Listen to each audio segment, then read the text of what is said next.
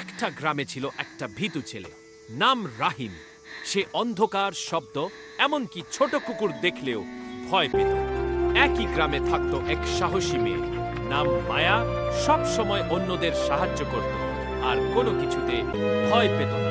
একদিন গ্রামের পাশে জঙ্গলে একটা ছোট বাচ্চা হারিয়ে যায়। সবাই ভয় পেয়ে খুঁজতে যেতে চায় না। মায়া এগিয়ে আসে, কিন্তু সে একা যেতে চায় না। তখন সে রাহিমকে বলে, তুমি আমার সাথে চলো, আমি আছি তো। রাহিম খুব ভয় পেলেও মায়ার কথায় সাহস পায়। দুজন একসাথে জঙ্গলে যায়। পথটা অন্ধকার আর অচেনা, কিন্তু মায়া রাহিমকে সাহস দিতে থাকে। শেষে তারা বাচ্চাটিকে খুঁজে পায় এবং নিরাপদে ফিরিয়ে আনে। সেদিনের পর রাহিম আর আগের মতো ভীতু থাকেনি।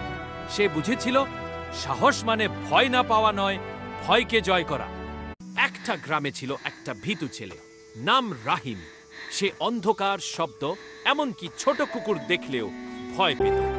একই গ্রামে থাকত এক সাহসী মেয়ে, নাম মায়া। সব সময় অন্যদের সাহায্য করত আর কোনো কিছুতে ভয় পেত না। একদিন গ্রামের পাশে জঙ্গলে একটা ছোট বাচ্চা হারিয়ে যায়। সবাই ভয় পেয়ে খুঁজতে যেতে চায় না।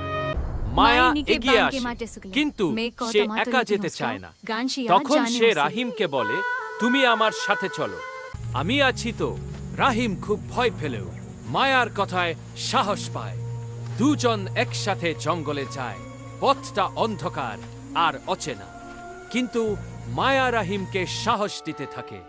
শেষে তারা বাচ্চাটিকে খুঁজে পায় এবং নিরাপদে ফিরিয়ে আনে। সেদিনের পর রাহিম আর আগের মতো ভীতু থাকেনি। সে বুঝেছিল সাহস মানে ভয় না পাওয়া নয়, ভয়কে জয় করা।